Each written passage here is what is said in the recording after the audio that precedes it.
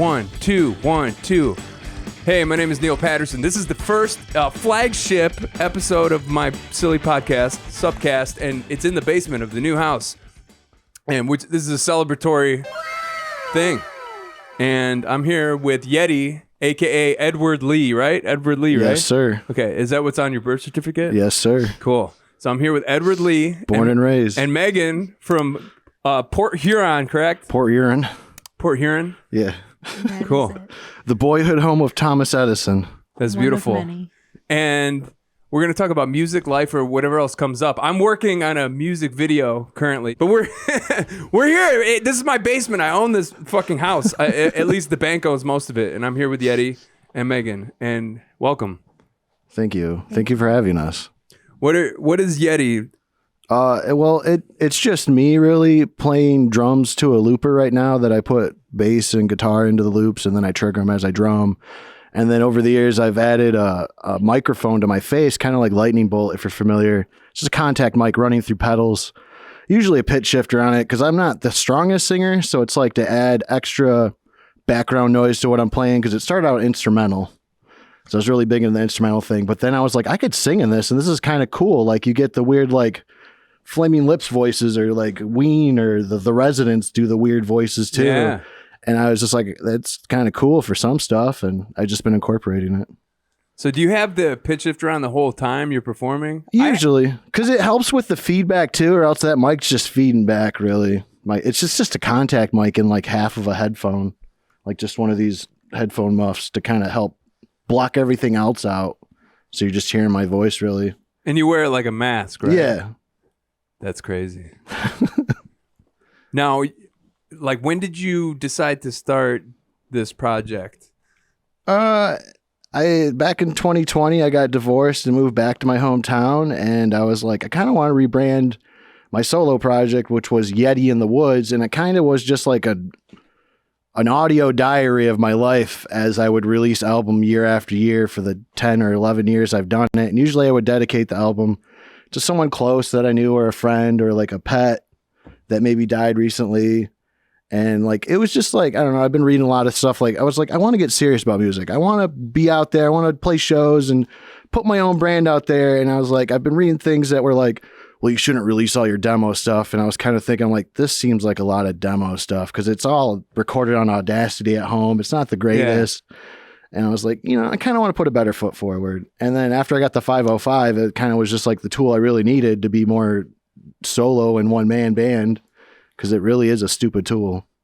Yeah, either the 505 or whatever the Boss Foot unit is seems to be the two go-tos for solo musicians. You know? Yeah. What's the foot thing called? The red foot thing. What is that?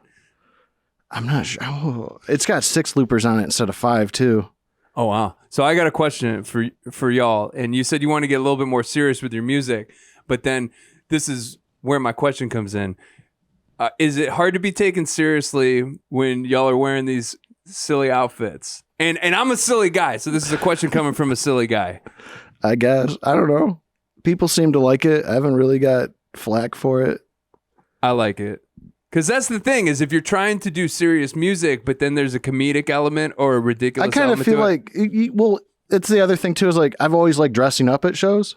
So like, and then you see bands throughout the ages and everyone talks about like the Beatles. They dress the same and they do that whole like outfit thing. And it's like, well, serious bands do that. You know? What's the difference? And then I'm just like, well, let's do that. Well, let's dress for work then. And then like, the business is a funny business because the industry's messed up. So I was like, well, we're here for work. It's just funny. People will say, oh, the punk rock uniform is a serious business, but is it really serious? I mean, look at a big blue mohawk. How serious is that? I took it like tribal. Like these are like badges and things for my life I'm wearing and I don't know, like people I've lived with because some stuff's like, I don't know, things that are passed down from like, I don't know, like traditional tribal people in a way. They would just, you know, wear bones and pieces of things they hunted and you know, dead ancestors. I like that. Yeah, so when I'm wearing this old ass hoodie that has like food stains on it of my old band, I'm just carrying a part of the past with me. Yeah. I like that. I'm gonna think.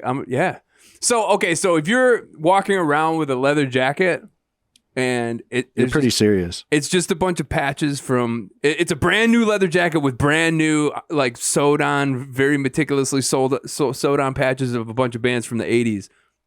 Is that silly or is that tribal? If I ask you a question about one of those bands and you don't know it, I'm gonna have to call you a wannabe, I guess. So do you? But if you were like, shit, and you're like, man, this is my favorite album by these guys, and you're like, I'm like, all right, well then he just really likes them, and he just must have got a new coat.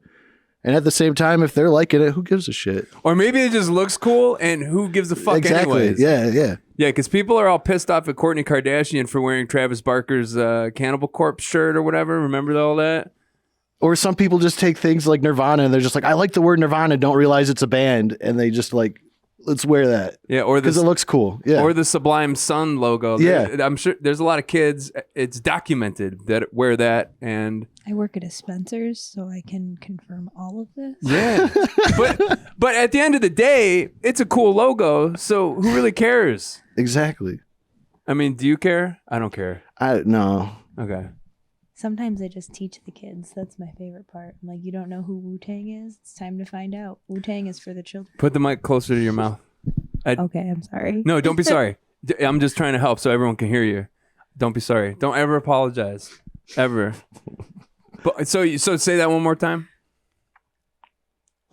Wu-Tang. I forgot. You teach the kids. You teach the kids. Yeah. You work at a Spencer's. Yeah, I teach the kids when they don't know about Nirvana. I still sell it to them. Do They don't have to take my lesson. They can tell me to F off, but I'll still sell it to them. I try. Do you feel old working at a Spencer's and seeing children that don't know what Sublime is? Yes, every day. It's insane. And then seeing all the new stuff we get in, and I don't know who any of these people are. It's like, wow, there's a distance here. There's all the new rappers. I have no idea who any of them are. But so Spencer's has like new media t-shirts and whatnot. Yeah, it's like we have like all the new, and then we have like, I don't know, I don't want to call it old because it's like, yeah, it's like there's no in the middle. I feel like it's all like the rappers from this year, or it's like Sublime and Nirvana, and like we still get 80 different shirts that have the Lithium album cover on them. I like that. There's nothing in between 1994 and 2022. And 2022. I Pretty like that. much. There's an interesting gap in there because it begs the question: what has there been iconic art released in between like the 90s grunge? I mean, the 2000s, is the 2000s all throwaway? I mean you have MCR stuff, right? No, we don't. No MC. Okay, so according to Spencer's, no Blink-182, nothing. According to Spencer's, the 2000s is just a throwaway decade, and it's all about the 90s and now. It'll probably come back eventually. That's wild. Eventually. There's no MCR shit at Spencer's. No, not since I've been there. Go to Hot Topic, I bro. think that, to be fair, I do think that is a big licensing issue. I think is a lot of why we carry what we carry, because a lot of those bands like to hold on to their licensing for dear life and not extend that out to anybody. And MCR is really big on that one in particular. I think that's actually a question I remember asking my manager once. Oh, okay. Because it's popular and I didn't understand. So I apologize if this conversation has delineated into a why does Spencer's carry specific items conversation. I'm a manager, so I at least have to say good things about that. But to be fair, I kind of don't want this podcast to be just bullshitting about music the whole time anyway. Like I think it's cool. We're musicians. We're creatives. We hang out. We do weird stuff. We make stuff. But on the same token, I don't just want to talk about music on this podcast the whole time. But we can talk about anything. So that's the thing. It's the beauty of conversation. You go from talking about some bullshit, and then next thing you know, you're talking about MCR's licensing, their reluctancy, if that's even a word. Man, MCR. What's weird? Okay, I want to tell a quick story because we're just bullshitting.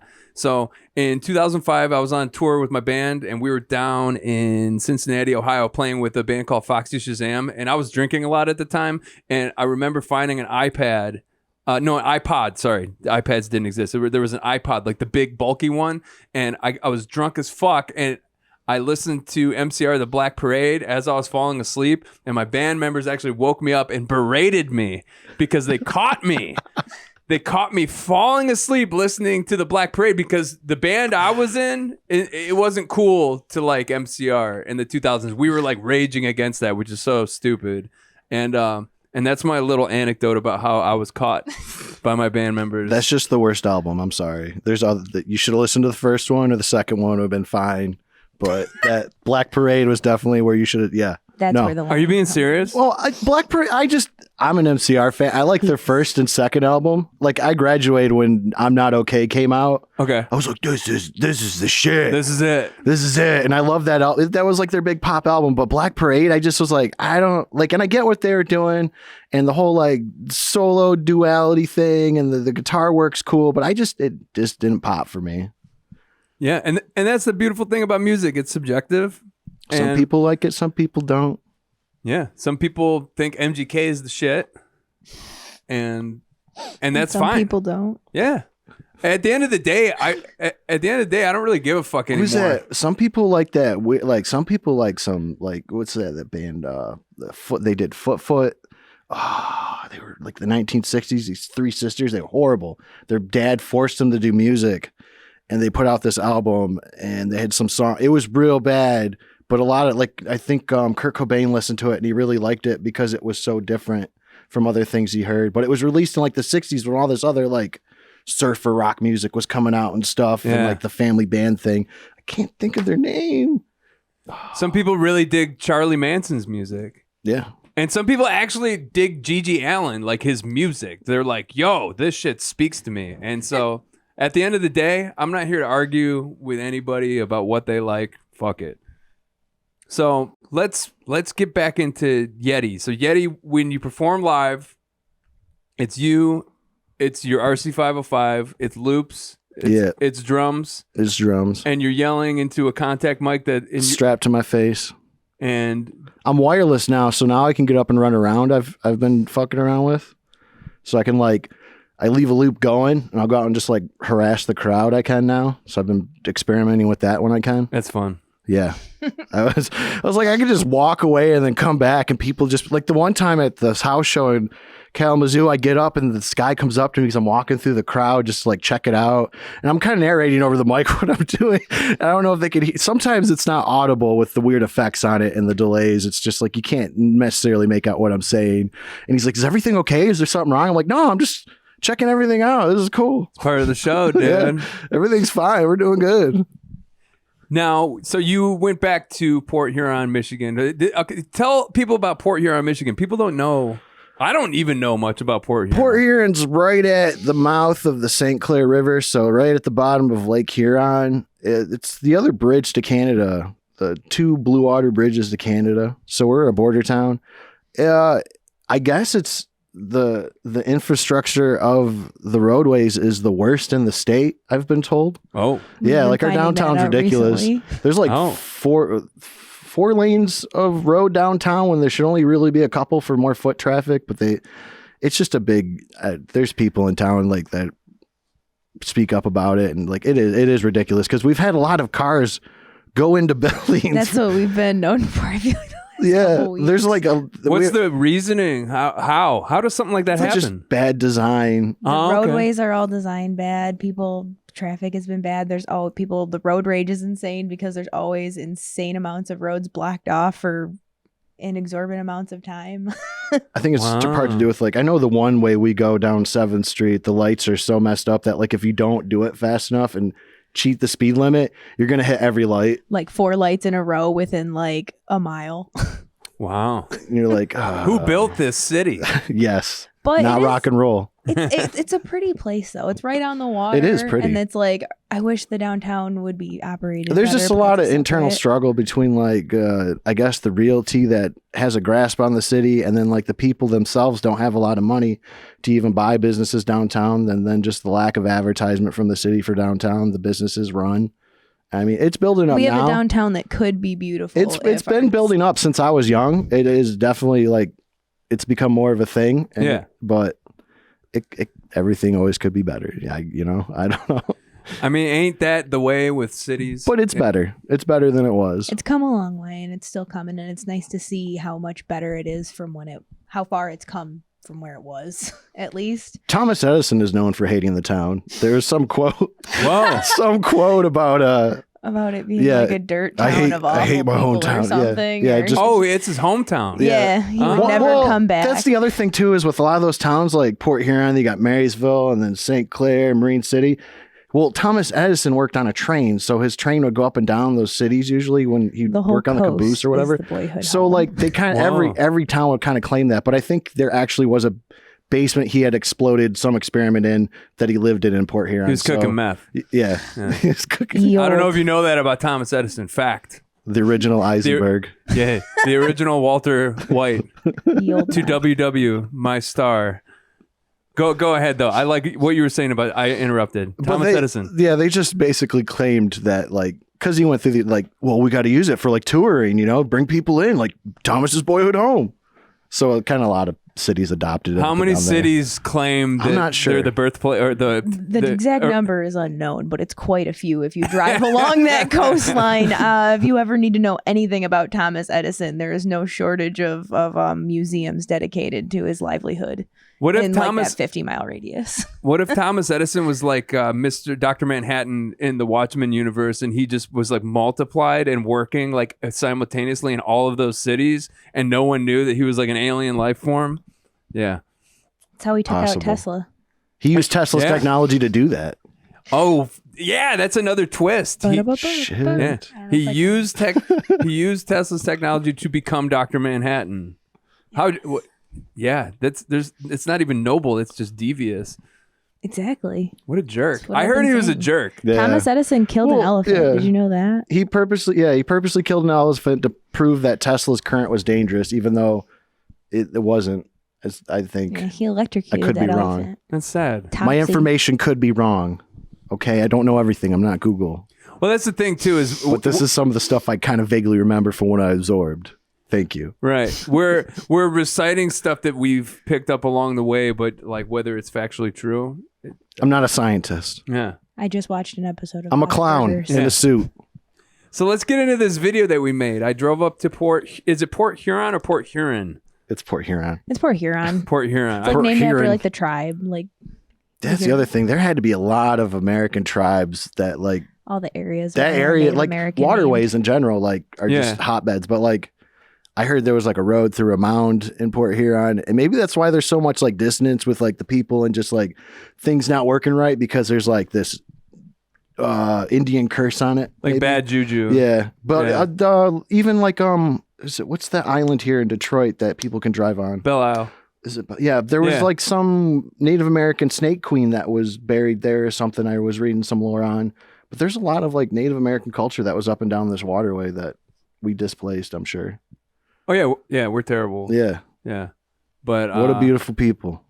But yeah, and it makes you wonder because I don't necessarily. I've watched Poltergeist and I've watched Pet Sematary, and I don't not believe in the bad juju thing, the fact that spirits still, if they were mistreated, there's like maybe a curse or something. Like I'm kind of agnostic as far as all that shit's concerned. So what do you think? Do you think there's actually a curse on the area, and that's why there's all the road rage and bad infrastructure? I mean, I wouldn't put it past it. I could see it. I could definitely see it. I definitely believe in karma and spirits and energy and things. So I definitely believe that's possible. There's something to the unknown.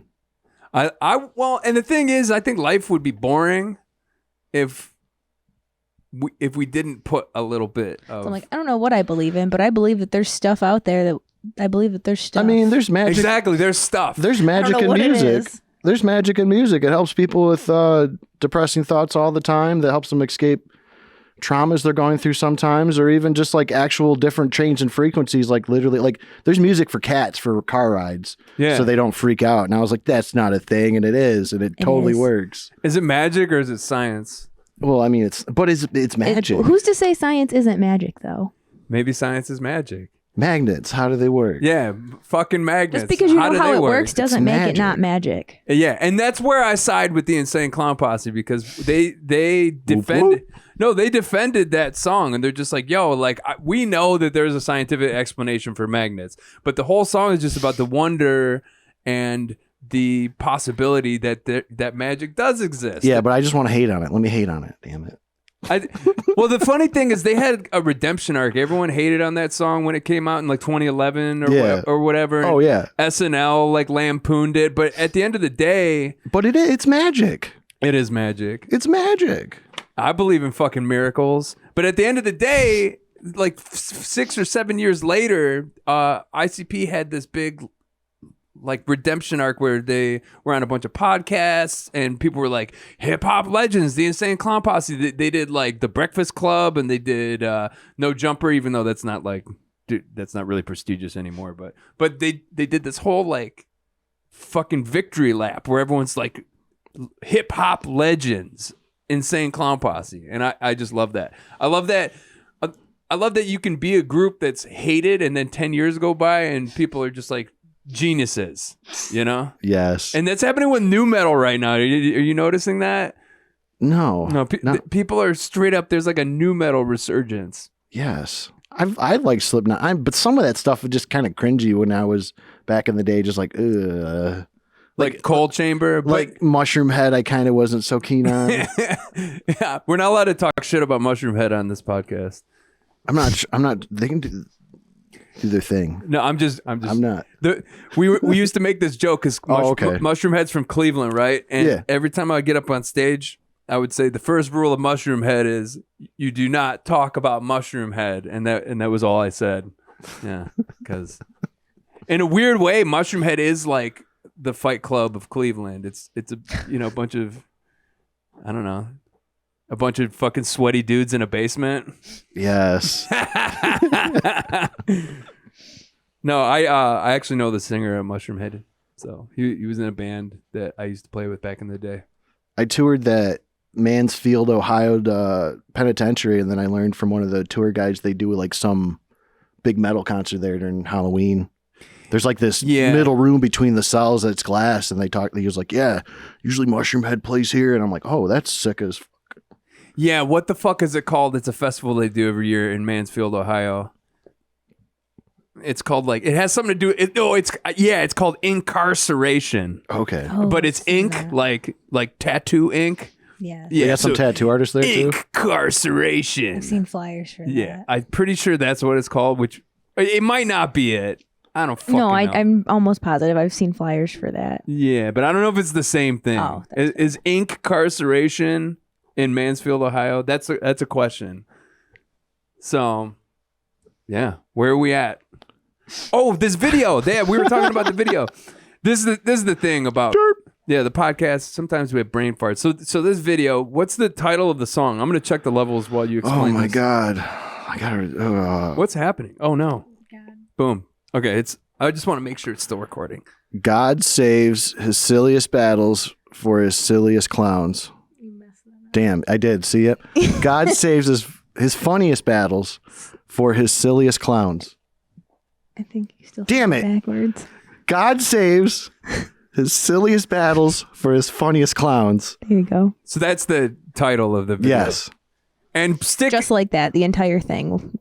Stick to the end of the podcast because we're going to throw the video at the end of this podcast. So, and then the podcast will also be available on Yeddie's YouTube channel, correct? Yes, it will. Do you have a YouTube Yeah, channel? I do have a YouTube channel. Yeah. So being a solo musician. Oh no, let's talk about the video. So anyway, what's the synopsis of the video? The plot. So basically, it's a birthday party, and like usually birthday parties have a birthday clown. I'm a clown, so I'm supposed to be the birthday clown, but for some reason, there's a second clown there, and they upshow me every time, and everyone's not into what I'm doing, even though I'm supposed to be the birthday clown. They hired you. Yeah, and there's this other clown here that just showed up, and they're taking all the spotlight. So then I'm done with it, and at the end of the video, I kill myself. That's intense. Yeah. It's just the song lyrics if you can make it out in my contact effect mic, whatever. What I want to die. No. First one is kill me. It's just a lot of like repeat kind of lyric thing. Okay. I don't know why I just took, I don't know, repetitiveness kind of with the looper kind of makes it, the lie become truth in a way, but it's also a lot, you find that in a lot of pop music too. So I just been using that a lot. But then the other line is I want to die, which is like the chorus part. And it's kind of just like, that feeling like I'm just done with everything. Like, let me check out. Like, I don't want to kill myself, and it's going to make people sad. But like, man, sometimes you just fucking sick as shit. I can relate to that. It's not like, man, Eddie's going to kill himself. Or it's like, no, just fuck this. This is fucking dog shit, man. Fuck this crap. When's it going to stop? When am I going to come up on that up wave? Damn it. I think that's someone that most people can relate to. That's something that most people can relate to. Just being fed up with everything. Yeah, frustrated. Keep losing over and over again. I think I had like 25 years of that. Just continuous. That's where you learn, though. That's where you learn what doesn't work and does work. If you pay attention. If you're not paying attention, you're not going to learn. But. Or you can keep doing the same thing over and over again and not learn a goddamn thing. That's kind of what I was... When I was drinking, at least, I was in that cycle. So, well, and what's crazy is I've been editing this video, and I didn't even know that those were the lyrics. I didn't know it was that. I didn't know it was that cut and dry because, with your vocal effects, you kind of can't tell. Yeah, it kind of muffles it. It's like what you're speaking in some weird dialect. I can't understand that. Yeah, it just sounds like it's like yelping, and it's kind of. That's good to know because, like, I know what it says, but now I'm getting to hear what other people like. Now I know.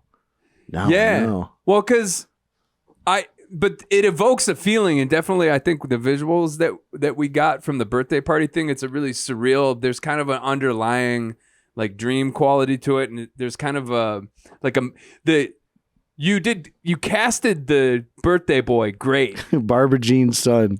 Yeah, that kid Titus. Shouts out to Titus. Shouts out to Titus. I keep getting it. If anyone's like, why can't this guy get the cameras right? It's because I'm producing this and I'm on the podcast at the same time. So if you're doing a good job. Yeah, if you killing it. If you're like getting motion sickness from me pressing 1 and 2 to me, I apologize. But hey, I'm going to get, this is the flagship interview podcast in this basement. But anyway, back to the shouts out to Titus, who did a great job playing a menacing birthday boy. and his first role, I guess. I'm pretty sure.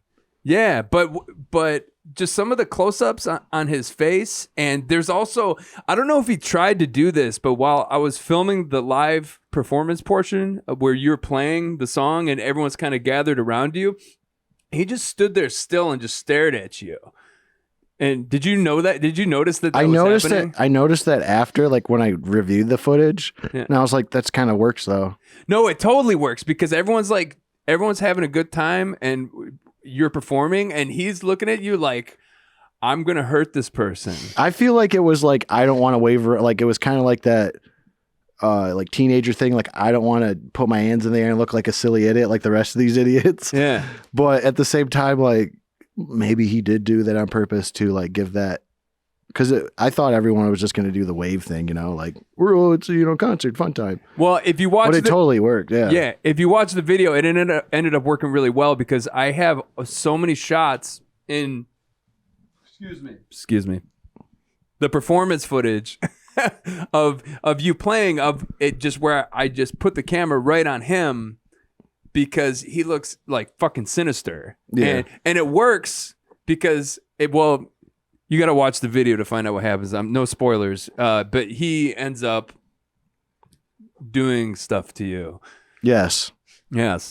Stuff to me. Yes. Yeah. Diabolical things. I'm still here, so he didn't kill me. I mean, this is acting. It's a story. Yes. Yeah. It's not real. Or is it? Oh. Yeah. So, wow, I had no idea that the song content was that seriously like bleak. Yeah, and just a series of depressed thoughts, which is if you have depression and you suffer from that, you can relate to.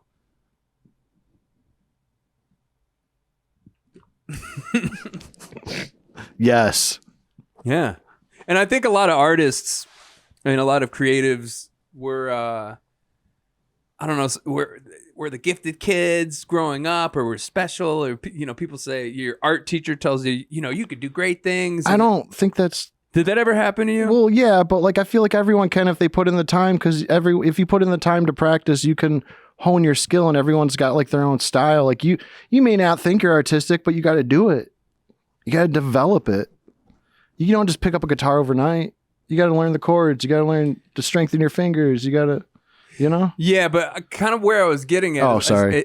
Don't be sorry. But my experience is that you do hone that shit, and you do take your art and you present it to the public. But I think where something gets lost and where depression comes in is you try over and over again to be accepted by the public, or to be lauded by the public, or be celebrated by the public, or somehow have your art become what you do for a living. And I think so many artists' depression actually stems from the fact that they're told their whole life that they're this creative and special person, and then they go out in the world and things don't go the way they think. Yeah. Yeah. And I mean, I'm speaking that's my personal anecdote, because I remember in 1999, because I'm old, when I was in high school, everyone was just like, oh, you're going to do great things, kid. And then I went out in the world and fucked it all up by drinking for 10 years. That didn't help. But second of all, I got real depressed, because I'm just like, oh, things didn't work out the way I wanted them to. And it's, and I don't know if the depression that you suffer from, if it's like clinical, or do you think it's at all related to being an artist, is my question. It's like the stem of society, and the I don't know, I just see a lot of crap in society that I don't like. Like the whole like we're supposed to be a free nation, but like we don't have healthcare and shit. That shit, like big world problems weigh on me sometimes way too much, and it kind of pisses me off. Same. And I'm just like, dude, what the fuck? Like, why? What the fuck does it matter? Like money isn't real. These lines and borders and owning property, what the fuck? Like, why can't we all just have a spot to live? Like the inflation of houses, it's just, I don't know. It just gets to me. How do you personally deal with... Well, that's what art and music. I mean, I feel better after I paint something, like I did something, and then like usually I can share it with other people, and even if people don't like it or not, at least I'm pleased with what I did. It's kind of like my antidepressant in a way. Like it puts me in a better mood. Same. That's why I continue to play shows after all these years, and it's like when you get up there and you scream into a microphone about all of your problems and all your issues and your daddy issues. I mean, this is what I've been doing lately, is I've really been just being super transparent about all of it. But when I'm done, it's like I just took a big shit. And that might not be the most cute analogy. No, it's like taking a drug, though. You're like, after a show, I'm usually wired where I'm going to be up for a while. Even if it was just a small show, like it's still like an adrenaline rush, like being up in front of people, just like doing your thing. And my therapist equates it to letting your inner child run free. And I've had people tell, for serious, I've had people tell me since I was 16 and I started playing shows, they're like, are you going to make serious music ever? And I've always just been like, I'm as serious about this goofy ass shit as anything. I don't understand in my life. Like, just because it's a funny, like, I've been casted in a parody show one time when my solo project was rebranded, and I was like, I never looked at my stuff like that, because I listened to Ween or the Flaming Lips, and they use like silly phrasings or silly words, and then I'm like, and now I'm casted to be like, I'm a Weird Al Yankovic in a way. Like, granted, like nothing against Weird Al, but like I just never looked at it like that. Like I thought those songs were still serious, even though they were funny. Right.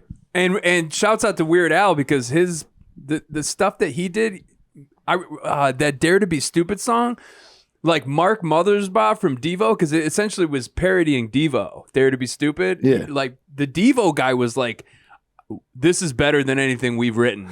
He's quoted as saying, like, I was mad at Al Yankovic because he did something that was more potent than anything Devo had done, which is like, dude, shouts out to fucking Weird Al. You make the Devo guy be like, this is genius, you know? Props. Yeah. Props. But where was I going with all that? It's the best drug. It's the best drug in the fucking world. Live performance. And I got a bad knee. I got a bad back. My body hurts really bad, but I'm going to do this shit till I need a knee replacement.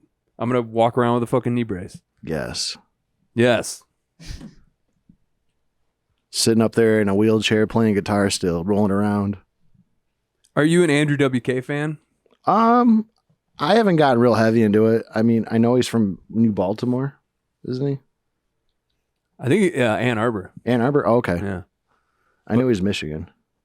He broke his leg and he like did a Dave Grohl before Dave Grohl, which is this was funny about when Dave Grohl did that whole broken leg thing and everyone was like, Dave Grohl. It's like, dude, Andrew WK did that in Japan in like 2002. Yeah, but Dave's way bigger, so nobody saw it. I saw it. Shouts out to Andrew WK. He didn't sit in a chair either, didn't he? Just walk on it? Was it just a strengthening? No, cast? he sat in a chair. He sat in a chair. Okay. Excuse me. I'm drinking. I think there needs to be a rule against me drinking carbonated. Like I'm drinking a Diet A&W right now. Yes, root beer. But I just keep burping into the fucking mic. I really apologize. It's disgusting. It's all right. I'm disgusting. I keep getting gassy too, but I've been off mic. Poor Megan. We're just gassing her out over here. So yeah, I'm stoked that you wanted to come down here and we're going to finish this fucking video. We're going to edit it and we're having a conversation and we're talking about weird shit. Yeah, but that's the thing. Ween, Frank Zappa, Mr. Bungle, all of these bands, they have super goofy elements, but the music itself is serious. I mean, and it is about serious subject matters too. It's kind of like the Irish, I don't know, like the Irish culture. They kind of like, they embrace the shit in life and just laugh at it. Like, might as well just laugh at it. Why get depressed about it? You might as well just laugh at it, boy. You know, like, your potatoes are all rotted.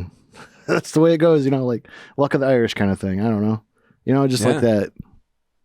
It's almost like a positive, negative outlook on it in a way. I don't know. Yeah. I mean, because I deal with all of my shit with humor. That's the only way I can deal with it. You know, when I talk to my therapist, I get real serious and sometimes I cry and stuff. But at the end of the day, I remember I was at this yoga class and the instructor was like, how's everyone doing? And I just blurted it out. I said, stressed. And because, you know, everyone else is trying to hold on to this air of I have control over my... I can't control my emotions. I'm a fucking mess. And the yoga instructor came up to me after the yoga class and was like, thank you for being honest. And I'm like, oh, I freak people out all the time. I tell strangers that my dad died and yada, yada. And that's kind of just how I am. You know, I tell the entire internet about my vasectomy, yada, yada. But I like that. I like just blurting out shit that people are afraid to talk about because... Why is anyone afraid to talk about death or, you know, elective surgery on their private parts? Why? What's the point? I don't know. Because they're scared themselves, probably. I like mental health too. People are, dude. I got so much flack for talking about how I'm on Lexapro online. People are saying that I'm like, but like a lot of people are secretly on it as it is, and they just don't talk about it. Why? Because it's just this stigma, I guess. I want answers. I don't have them. I want answers. I don't care, but it does feel like I do feel like in the mic. I know. Damn it. Sorry. Oh, I say like all the time. Don't apologize ever. Like people are just, I feel like shame. It's like that stigma. Like people feel bad about taking it themselves and they don't want other people to know. So if you start talking about you being on it, then they start feeling like they have to talk about it and people don't like that. But it's more human to just it's like relate. it's like, it's just no, more... I know. I understand. I don't personally take pills. Hilarious. I feel like I probably should, but I also don't have like the income to go find out. So There's ways. There's sliding scale stuff. Ooh. And there's well, I don't know. It depends on how poor you are. There's social services if you're poor enough. But it's something that qualify. definitely like we should have healthcare as a first world nation. Oh, absolutely, yeah. We should have some like and it's crazy that insurance doesn't cover eye care and teeth. Like it's something extra elective usually, and it's like what? You know what's wild is you could die if you get an infection in your tooth. Yeah. You know, I've heard teeth referred to as a luxury bone. Have you ever heard anyone say that? I could see it's that. crazy. And when someone actually put it that way, I was like, that's 100,000,000% accurate. It's a bone that you can have nice teeth if you can fucking afford it, and it's fucked up. Yeah, they just getting my teeth cleaned. It is super fucking expensive. Yes. Not let alone getting like a root canal or any of that shit. It's fucking terrifying. So, yeah, take care of your teeth, kids, if you can, just to avoid the fucking exorbitant cost. Straight up, dentures aren't fun. It got dark. Well, I always get worried about that. Like, man, I'm not going to have money for dentures. And I was like, oh, yeah, Washington had wooden teeth. Or back in the day, they literally would like be missing teeth and they just put a chunk of wood in there that'd be like the size and just like, yep, that's my tooth now. They do shit like that. I wonder how many folks that can't afford dentures have like self-fashioned dental devices, like DIY style. That. Or even like they went to the Goodwill and maybe found, I don't know why there would be dentures there, but they found somewhere. 5 Minute Crafts probably has at least one video. Ooh. That's interesting. I made my own epoxy resin teeth with flower petals in it. Ooh. What's 5 Minute Crafts? Is that a YouTube channel? It's they're a YouTube channel. There's like 100 of them. There's one that's actually called 5 Minute Crafts, but there's a bunch of them. TikTok, reel pages. They're just clickbait videos that pump out. It's all the same. I feel like I don't know. They all repost the same videos. None of them are original, but they all do the crazy crafts. And it's like, they'll tell you that it's 5 minutes, but it's like you watch it and you're like, why would that ever be useful to anyone? Or like, that's ruining way more money. Like, just buy the product. Just buy the thing that you're replicating. You're spending more money and time. We got to find the make your own dentures 5 Minute Crafts. So I'm like, I'm sure there is one and I'm sure it's bad and it's probably scary and threatens everyone's health. We need to find it. I want that to exist now. And then I want one with a grill, with a vampire tooth grill. There you go. Yeah. My fiance's friend is an actual vampire that has vampire teeth and actually draws blood from people and drinks it. Oh, wow. And we had lunch with a guy, and he's just this like nerdy tech guy, and he was just like on his computer the whole time, and we were eating sushi, and I was just looking at him. I'm like, dude. When I think of vampires, I think of Vampire the Masquerade or like Interview with the Vampire. You know, I don't 90s I think of 90s vampire, like Near Dark. That's even late 80s. I don't. Buffy? Buffy, yeah. You know the OG Buffy because I'm old. Now I watched that with my sister. The OG Buffy with Luke Perry, rest in peace. Luke Perry from 90210. Oh, I'm showing my age here. I'm 42. So. But the series was kind of after my time. The series and Twilight, that was all after my time. Oh, yeah. Twilight was good, though. I like Interview with a Vampire. Or what are the other ones? Everyone was so gatekeepy about Twilight. The Carpenter ones.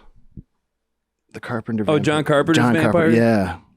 When I was in college and I used to give plasma to get beer money, I was giving plasma in Lansing because I was at Michigan State University, and I remember they were showing us John Carpenter's Vampires while we were giving plasma, and they have all the plasma stations are like lined up in a line. So there's like a big screen TV, and there's like 6 of us strangers because you just come off the street to give plasma. Yeah.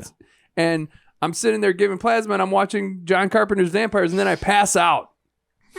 And I passed out, and then they were slapping my face, and they're like, wake up. And I came to, and I could only give half the amount of plasma that I normally did, so I only got half of my money. And I just think if you're running a plasma place, don't show a vampire movie when people are getting blood drawn from them. You're just it's just bad news. Or just like gory movies with a lot of blood in general.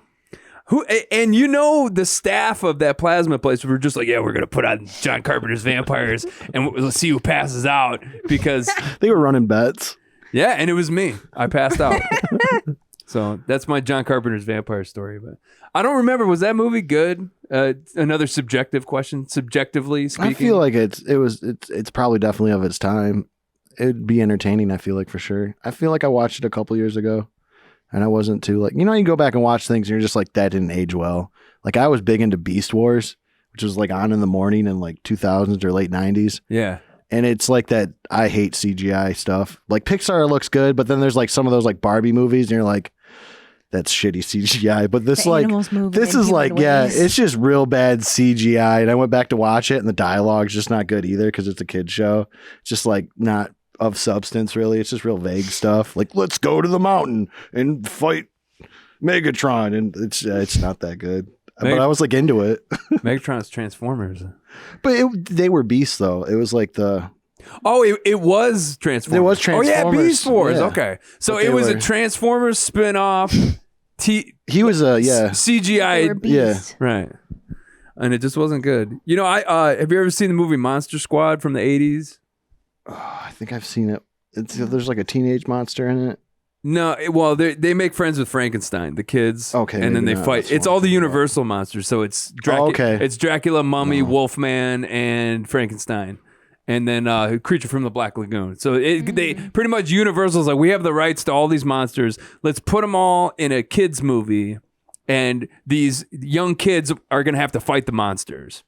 And so it's like this hip like 80s kids, like late 80s. And I remember it's PG-13, and I remember like being so sad because I wasn't old enough. I wasn't 13 yet to see Monster Squad in the theater.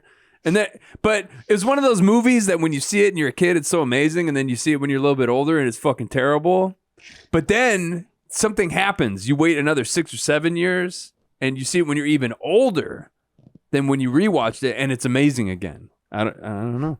Is it like so bad it's good kind of thing? No, it just like... It just redeemed itself somehow. It's not even that it's bad. It's that it just like... It somehow in my 20s I hated rewatching it, but then when I was in my 30s and I saw it, I was like, this is fucking amazing. Maybe it's because you start to appreciate how glorious the 80s were, as far as like the montages and the soundtrack and the vernacular and the fashion. Yeah, it's time. Yeah, I think there was a point where people in their 30s were just like, the 80s were it, dude. Like maybe how kids in their 30s now think the 90s were, like SpongeBob and all that. Yeah. But I could be wrong. I'm old. Can't believe I'm 42, dude. It's crazy. It sneaks up on you. I can't wait.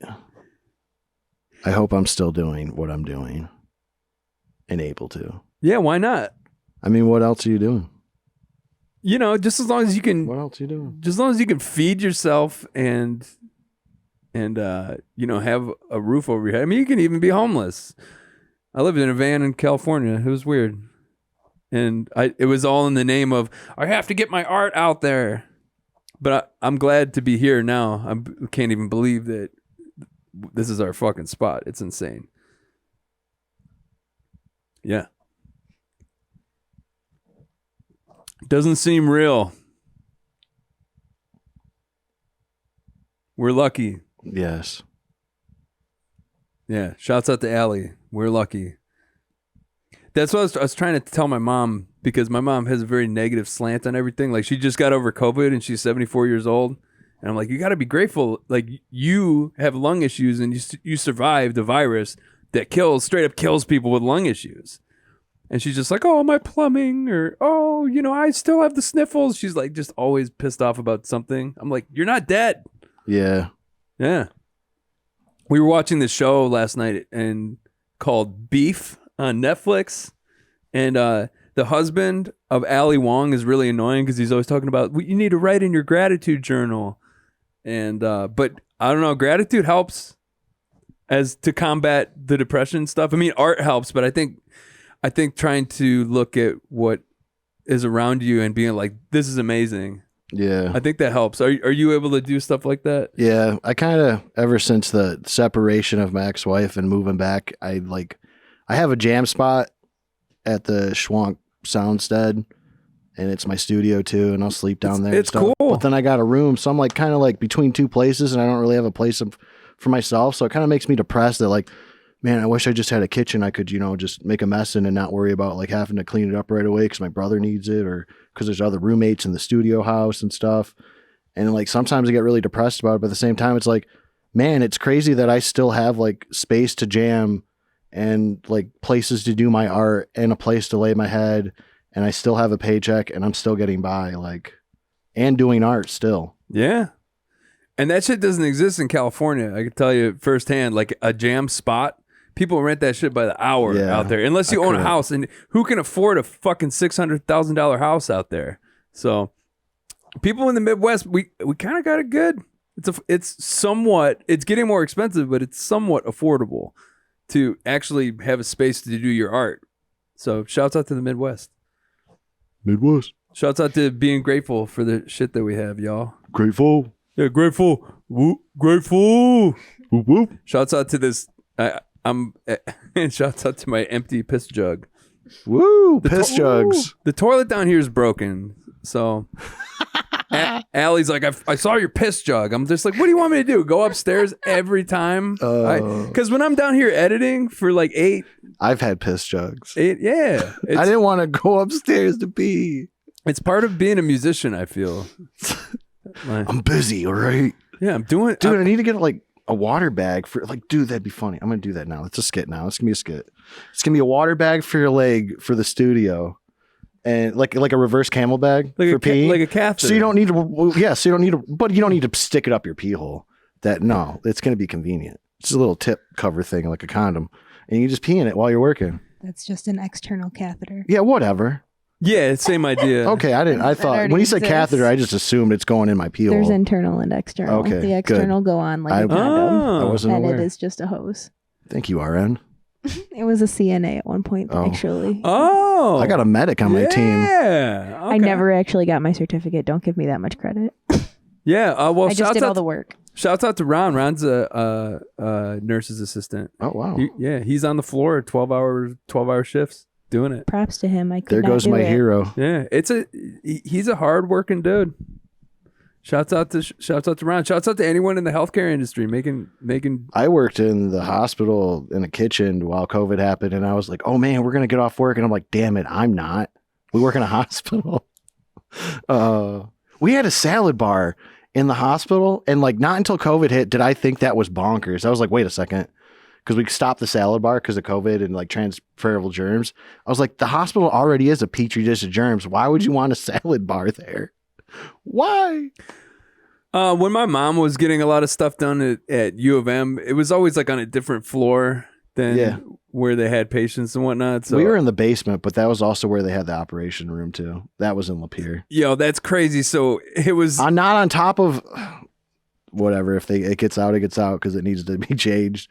But then we literally get code browns in the hospital kitchen. There'd be backup of sewage. That shit would come up in the kitchen. Because they would rather change the name than actually fix the old pipes, because I guess there's a new section of the hospital and they never fixed the old section, but they had the old pipe size and it wasn't big enough and they get clogged up and we get code brown sometimes. That's I mean, we'd stop production, we'd have to go somewhere else to do like sandwiches or something in a conference room, but yeah, I was like, that's ridiculous. This is a hospital. Yeah, that's fucking gnarly, dude. Especially because the contaminate. I know firsthand. Here, I'm going to tell another quick anecdote. When my mother had a code brown in her house, we had to throw away all types of shit. And I actually got a bacterial infection in my stomach just from breathing in the air. That was so gnarly. I was like, it was the gnarliest stomach bug I've ever had in my entire life. Shit's real. Allie refers to it as the poo flu because it just put 2 and 2 together. So I can't believe that. That's fucked up. Yeah. The U of M hospital is pretty nice actually. My mom has good insurance. But that's another thing that you were talking about. Like think about that. The fact that some people's insurance can afford them to go to a place. That's messed up. Yeah. To a place like U of M, and then some people's insurance is like, oh, you're gonna go to the Pooh Hospital. It's redlining. It's like the voting system. They're red light or the red line districts or whatever. I don't like that. It's stupid. It's all bullshit. Yeah. They came over this country to figure out how to re-rule it, and then you're all your peasant and pawn, because you need the guy, you need the janitor, but you do need the CEO. You need them both. But I guess from what I was told, the CEO we had at the hospital was making $1 million a year, and I'm like, that's ridiculous. Who needs $1 million a year? You know. And does he really work that hard or what is it? What is it? Because you need the people in the kitchen actually doing things. You're not going to have the CEO down there doing it, but you need the CEO to do the paperwork, big business shuffle thing. It's just a real big dissonance, I feel like. Oh, yeah. I agree. And then they like use teamwork in the whole situation. It's like, I don't feel like we're on the same team when our pay's not the same. Sounds like you're on a different team. Yeah, we're definitely not on the same team. Yeah. I'm about to go back to my catering job. And yes. It's all right. I work in the dish pit at the Barrel. I hate it. I like my catering job, but it's funny because we go the people's houses that we cater these events, or these people have more money. Immaculate. They have more money than God. That's pretty cool to see that, though. And sometimes they're nice, but sometimes, you know, you just look at them and you're like, you're not like I am. We're different. But I just try to be nice to everyone because you never know. I'm trying to get a tip. Yeah, that too. Yeah. But I don't know. Would I be nice to these rich people if I wasn't getting a tip? I think you kind of have to be, because you're on their turf and you don't want to get in trouble. So you kind of have to show up and smile, even if they're being a total asshole. Like we did this 4th of July catering event at this doctor's. He's a doctor for like Live Nation and for like all of the professional athletes. Like he's some sort of like high up doctor that works with Live Nation and all of these like big entertainment venues. And I remember going to his house and the dude just straight up didn't tip us. And you know, I was working with Allie, my fiance, and we were like, that was the most weird shit. Just hearing the conversation, you know, some of these rich people are having. They were like making fun of the guy because where his like silverware was in his giant kitchen, it like was funny to them. They're like, oh, Branford, your fucking silverware is over here instead of over there. And they're all like drinking super expensive red wine, and we're just sitting there like covered in barbecue sauce and not getting tipped. And what can you do? Dissonance. Just gotta make money, unfortunately.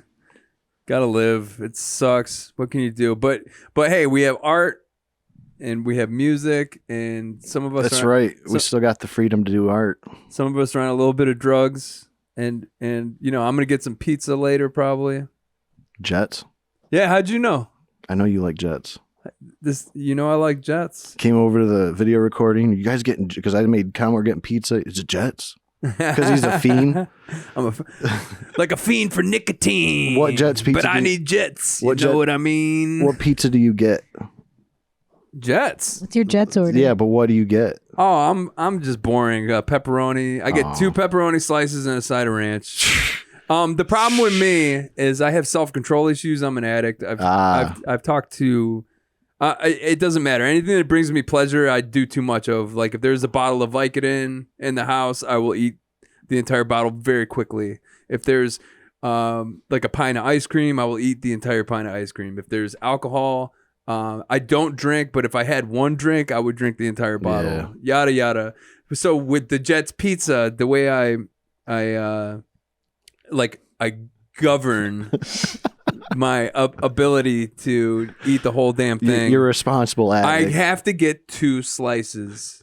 Do you get ranch? And ranch. And that's probably about 900 calories for 2 deep dish slices. Damn. And because if I get a small, which is 6 slices, a small is 6, I will eat all 6 of those pieces of pizza quickly. I will eat them in a very... Man, that's making me sleepy right now. Yeah, but that's my problem. I can't. I'll eat a whole bag of chips just standing there. I can't stop. If something feels good, I'm like, and And so that's why I only order 2 slices.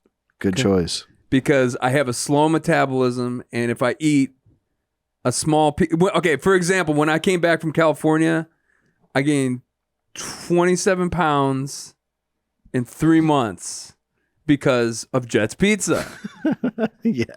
Because I would get it maybe bi-weekly, and I would get a small every time and just smash it. And I got real fat real quick. Before my punk rock gig that I had in 2021, I just had to go on a strict diet, and because I had to fit into my punk rock jeans, which is stupid. Just use Vaseline and slip those fuckers on. No, they were too tight, and now they're just right. But I can't eat a full pizza. I want to, I can't. Dude, I feel you there though, because we'll get a whole like medium or whatever. I'm like, no, we get a medium because I want the extra pieces, especially for leftovers. Well, Jets, they only do small and large. Okay, it's the large. So if you get a large, that's like 12 slices. But I'll sit there and I'll sit we there. Get the square one. Yeah, the square deep dish. Yeah, it's like 6. Maybe it is the small then. And then maybe you get a small. Even 3 pieces. But I'll sit there and eat 3 pieces, and I'll be like, I shouldn't have done that because now I feel real tired and I'm real full. And, yeah. But it's that addicted thing. We usually get the Eugene Supreme. And my therapist, like, we've had a lot of conversations about it, but what, I think it comes down to being being not comfortable, either A, in your own skin, or B, your surroundings. It goes back to the whole depression thing. Stuff that feels good is an antidote for the pain that is existence. Yes. And so it makes sense. You eat a piece of pizza, it tastes delicious. Here's the antidote for the hell that is my life, or living on planet Earth, or like the disparity between the super well. I mean, you name what is wrong with what's around us. So you eat one piece and you're like, that felt good. And then next thing you know, the world's a little better. But next thing you know, 6 pieces of pizza, regret. Damn it, I'm in hell again. Yeah, and then the world is just as terrible as it was when you started eating the pizza, but now you're like just full of pizza. Yeah, now your inside world is fucking hell too. You're like, God damn it. I brought the world into me. No. It's like, so when... Dude, I feel that hard. When people describe their first shot of heroin, they're like, it's the most immaculate, like, wonderful thing I've ever experienced. I've never done it, but I can only imagine like how it feels to be floating on a cloud and disconnected from any pain or any like bad thought in the world. Like, who wouldn't get addicted to that just from doing it once? Yes.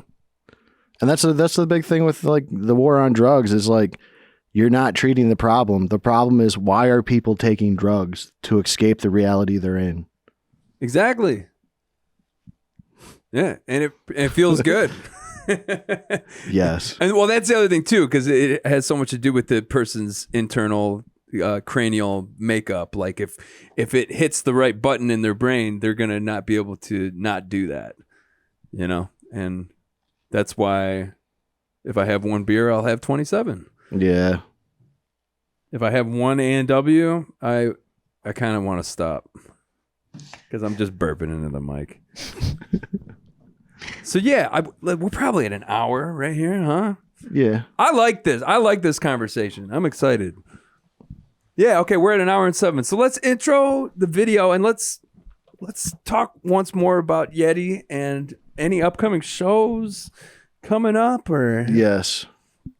I'm actually doing a double video premiere. I filmed a video with Meg over here. We did it at Bolarola without them knowing. We just went and bowled and filmed it on our phones. I think it's Bolero.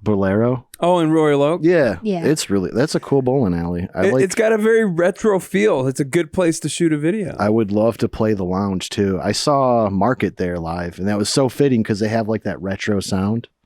They're just he uses like a bunch of like a couple old like 70s keyboards, I think, and then they got a drummer, but they got a real heavy like 70s prog rock sound.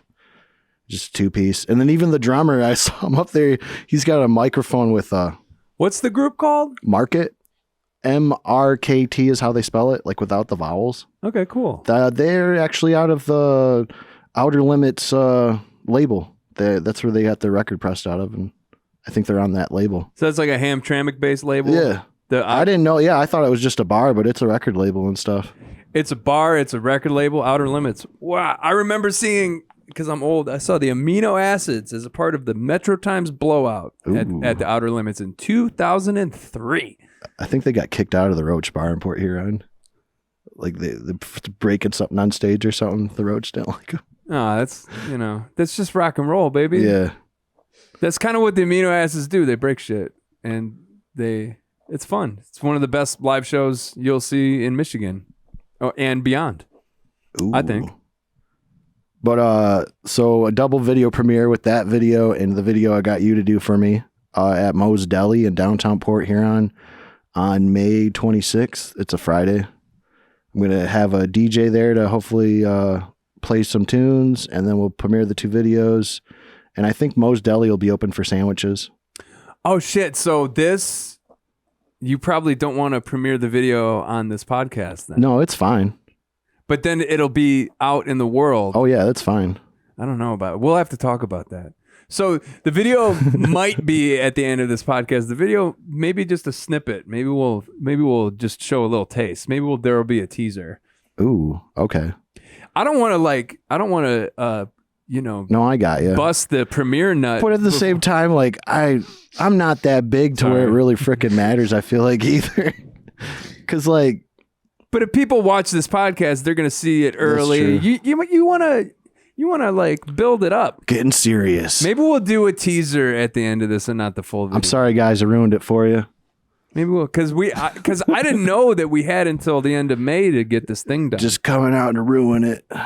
No, nothing's ruined. Everything's ruined. It's all falling to shit. It's gonna be cool. It's falling into place. Okay, what's your next live gig?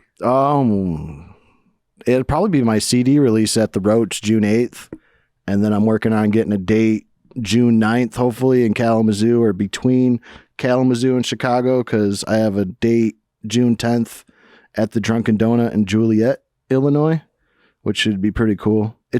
I haven't got an exact confirmation because booking shows is hard sometimes. Sometimes you get a lot of flaky people, and this guy's. I called him because I hadn't gotten a response for the couple months I had been like, I just want to solidify it, He's like, well, it's kind of far out, and I'm like, all right, well, I think I'm on. So I should be playing at the Drunken Donut in June 10th. It should be a good fun time. It's a donut shop and a bar. I like that. I like donuts. In Columbus, Ohio, there's a laundromat that does shows. Oh, what? Yeah, and in New Orleans, too. We played a laundromat place in New Orleans as well. I like that. Yeah. I like the Denny's thing, too.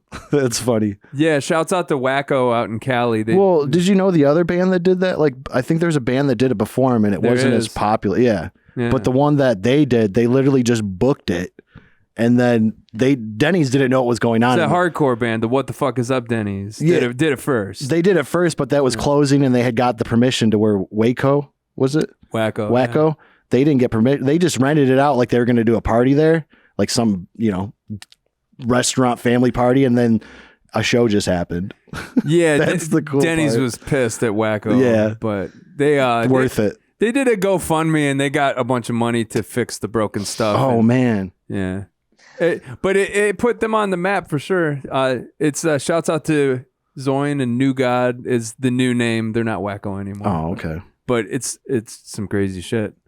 There's some crazy shit out in California. The DIY scene there's some fucking nuts ass shit that is huge. Well, there's so many bands you kind of have to get noticed. Well, they'll do like generator shows under like highway overpasses, and there's like 3,000 kids there, and there's fireworks and flamethrowers, and it's just it's fucking unreal. It's shit that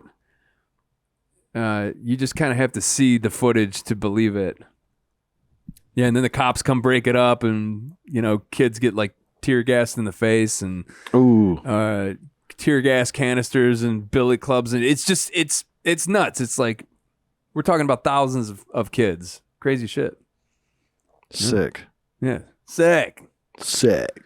Okay, so where do we find Yeddie online? I have a Bandcamp. I don't really have a website, but I've been using my Bandcamp.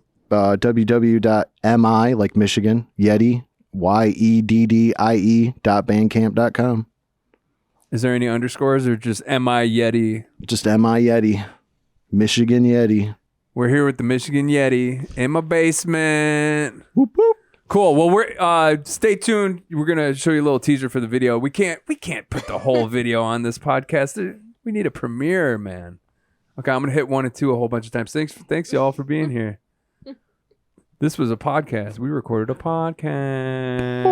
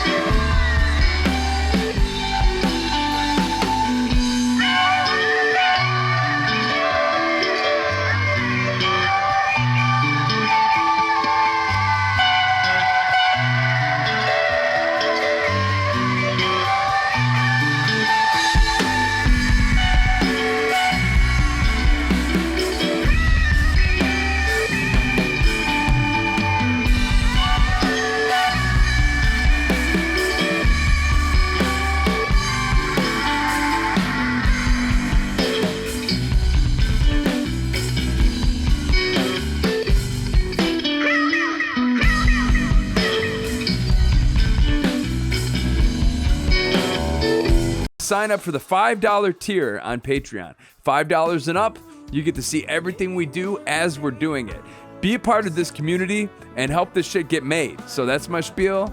Sign up for the Patreon and see you in the next video.